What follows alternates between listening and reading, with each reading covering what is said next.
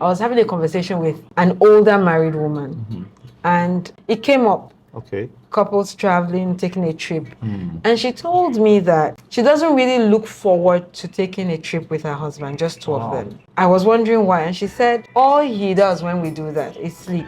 Wow. Wherever we go to, he just sleeps. And then it's like, so why did we come here? You should have stayed home to sleep.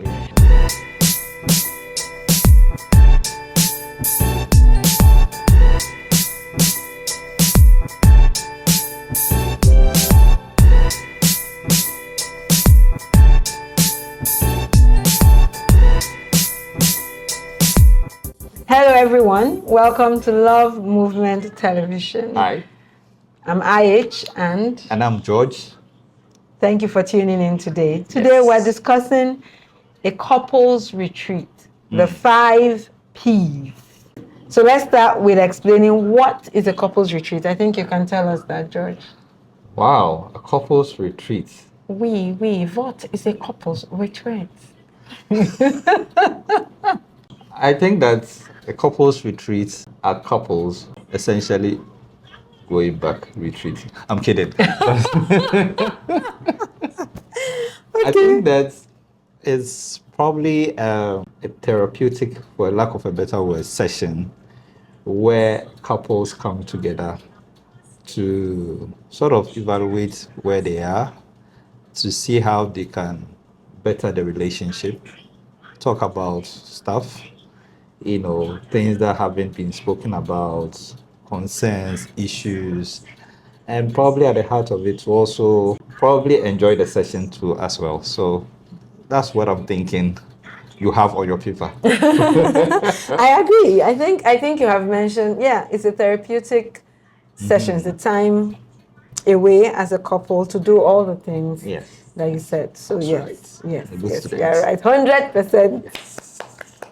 So do you think it's necessary? Is it necessary to have a couple? Yes, absolutely.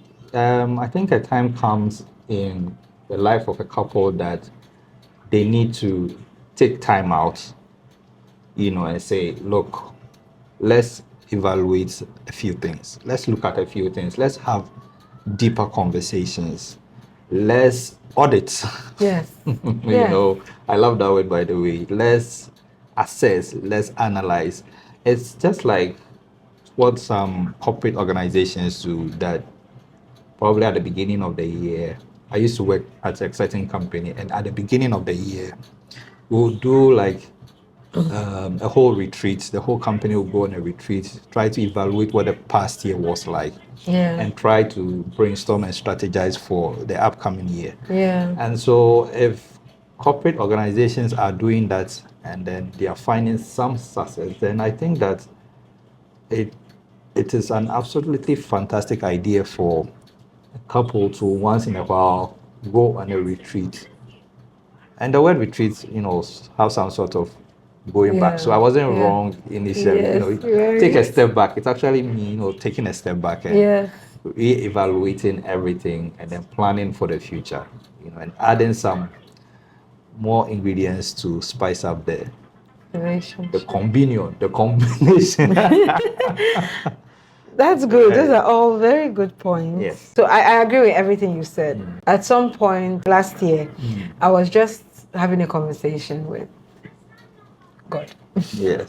And it just came to me, I think, just thinking about a couples retreat. And he told me about 5 P's. Okay. I believe we're able to put it in 5 P's that must be part of a couples retreat. Because when I was younger, before I got married, I was having a conversation with an older married woman. And we didn't discuss retreats per se, but it came up. Okay. Couples traveling, taking a trip. And she told me that she doesn't really look forward to taking a trip with her husband, just two of them. And I was wondering why. And she said, all he does when we do that is sleep. Wow. Wherever we go to, he just sleeps. And then it's like, so why did we come here? You should have stayed home to sleep. And it made me realize that, like, you will think that we know what we are going on a retreat to do, but you can actually go and just sleep. Wow. and one person says I've gotten a rest, another person is not very excited about the trip, and you come back and there's no real change. There's the refreshment, but you're not able to sustain it because you didn't really do anything about it. You just went to sleep for a while and come back. I believe that people need a guide to know that when we go on a couples retreat, this is what we should be able to do. We should try and check these boxes. And I'm thankful that you've already started giving a good number of them. Oh. Yeah, you have. We're just going to put it in the P's so that we can place it. So can we begin? Yes, absolutely. Let's go. Okay, fire away. 5 P's. Number 1 is pause.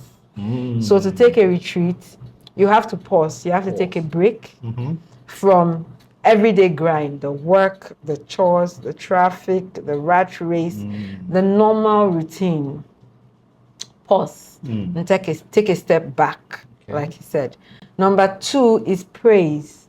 So you get to reflect on the past season, look at how it went, and then acknowledge the truth.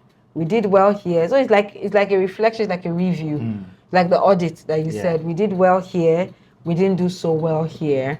We could have done better here. We shouldn't have done this at all. We should have done this, Reflect on that season, acknowledge the truth, and then appreciate God and each other. That's under praise.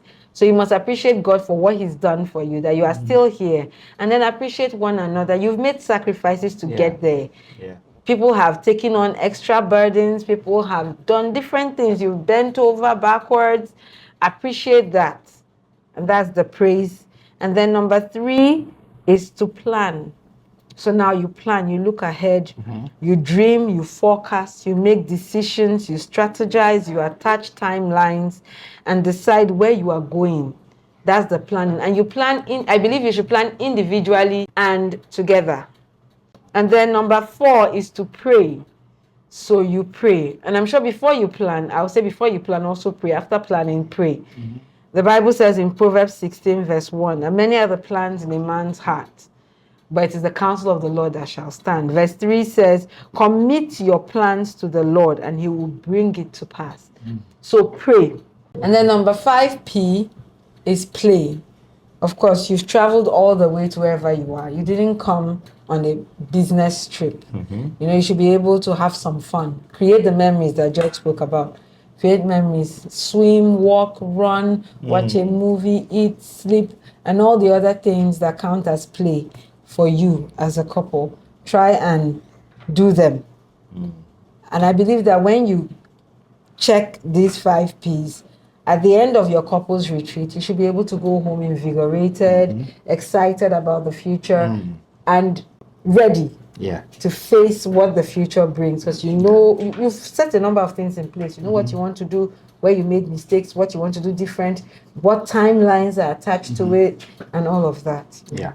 I believe that. I think this is more like a strategy session for couples. So I hope everybody took notes. But on a more serious note, I think that this is very insightful, and it should give you sort of a guide to not go and sleep at a couples retreat. You're just sleeping. So guys, there you have it. From the strategists, from connecting the dots for your couples retreat. But I want to ask you a question though. So someone may be thinking, so I mean my parents, that's what someone is thinking. Our forefathers. Africans, I like to say our forefathers. I greet you on the WhatsApp group. Ancients of days. Our forefathers never did retreats. My father was in Etsako village with my mother, and they were there for the 56 and a half years they were married. They didn't travel anywhere, and they were okay. So are you trying to say that no, modern, if I don't do a retreat, then I spoil my marriage? My question to you, my question to you is that your forefathers never used WhatsApp. They didn't use laptop. YouTube. What are you doing on YouTube now? It's true. Yeah, they didn't use phones to call their spouses. They waited until they go home to speak to their wife. So what are you doing calling your wife on the phone? But I think that that's just a funny by the by. But I think that the times have changed. Yeah. The world is evolving. The world in which we live now is so different from the world in which our our forefathers lived, but I think central to the point I'm trying to make is that in as much as things have changed, the world around us has changed. I think that we need to tap into the factors that are bringing about the change in the world to positively impact our marriages. So what is it that you can use or capitalize on to make your marriage better? This is one of the stuff. They didn't have a retreat. They didn't go on all those things, but this probably can make your marriage 5x more exciting than what your parents had or what your forefathers had. Yeah. And so I am all for improvement, betterment,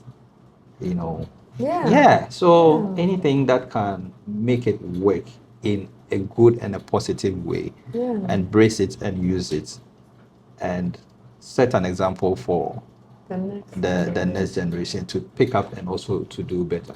Let me tell you a story. Today you are telling the story. Yay! Tell it. I was in the room with my wife, like we were having a conversation, and then I think she said, I don't remember the details so specifically. I think she said she wanted to do her hair or do something, and I confidently said, I'm going to pay for you to do that.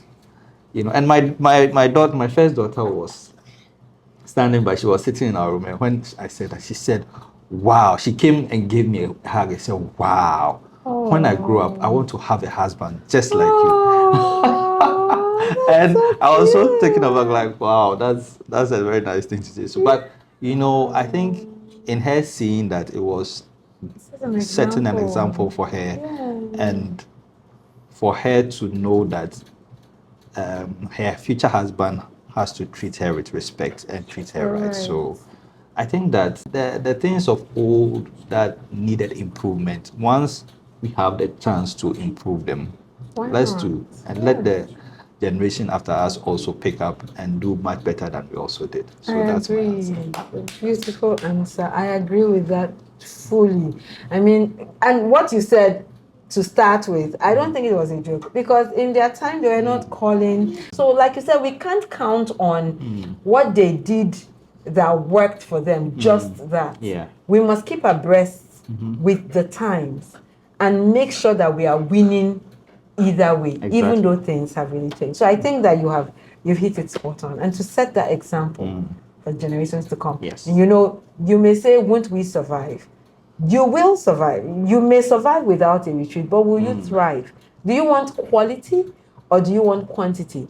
And so you have someone who we've been married for 68 years, and yes, we are clapping for you, but you know in your heart of hearts that if your wife gets a chance, she's leaving. She's just afraid of societal norms and having a certain, someone said, I heard Pastor Kingsley Okonkwo say this. He said one of the things you should ask your spouse is ask them that if you had to choose again with what you know now, will you marry? Zagaba. It's a question I'm even scared to ask. So yes, we're surviving, but are you thriving? Like, let's really look at it. And these are areas that I really hope, believe, and pray that as we go along Love Movement TV, we look at some of these things and we're able to give our marriage the type of picture that God had in his heart when he started to paint. Wow. Yeah, so thank you, George. That's a beautiful, I think your answer is spot on. And I think with that, we can call an end to this episode. Yep. I'll let you say bye-bye on this one. All right, guys, thanks so much for watching, for staying with us. Don't forget that this is a community we are building. If you have any comments, questions, put them in the comment section below. Contribute, chat with us, share your thoughts with us. And don't forget to share this video with friends, your loved ones, all the people around you. We are building a super mega community. Please don't forget to subscribe to this channel. Turn on notifications so that on the next episode, you will be notified instantly and you will join us. We'll catch you in the next one. My name is George. I've been here with Ihoma. Bye. Bye.